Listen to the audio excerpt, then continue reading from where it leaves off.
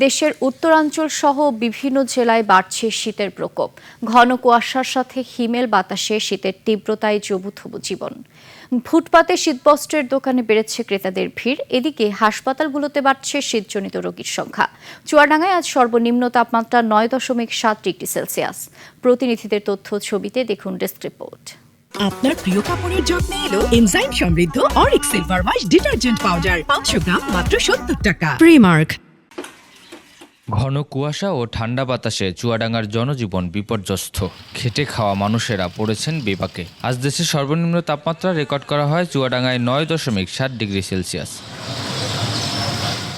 উত্তরের জেলা পঞ্চগড়ে বৃষ্টির মতো ঝরছে কুয়াশা, এর সাথে হিমেল বাতাস। সূর্যের দেখা না মেলায় তীব্র শীত অনুভূত হচ্ছে। ঠাকুরগাঁওয়ে কনকনে ঠান্ডায় নাকাল সাধারণ মানুষ। গতকালকে থেকে আর কি বাতাস রাত অনেক ছিল, রাতে বের হওয়ার মতো অবস্থা ছিল না। 11টার সময় আমি আসছিলাম এদিক। গাড়ি চালানো যাচ্ছে না, ঠান্ডায় হাত একবারে জর্জরিত হয়ে আছে।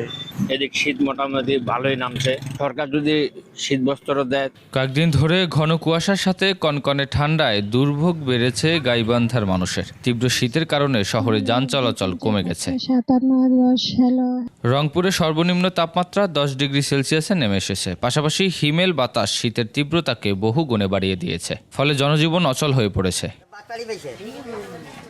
রাজশাহীতে আজ সকাল 6টায় তাপমাত্রা রেকর্ড করা হয় 10.4 ডিগ্রি সেলসিয়াস। গত 2 দিন ধরে তাপমাত্রা কম থাকায় বেড়েছে শীতের তীব্রতা।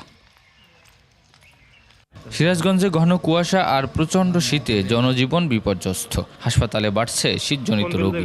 ওইরকম শীতে তো কুলানি যায় না, তারপরে হলো থাকা না কষ্ট করে কি করে, কিছু করার নেই। প্রচন্ড শীত, দেখেন না লোকজন নাই, একবারে নীরব কুয়াশা, ঘন কুয়াশা, মানুষের চলাফেরাই কষ্ট।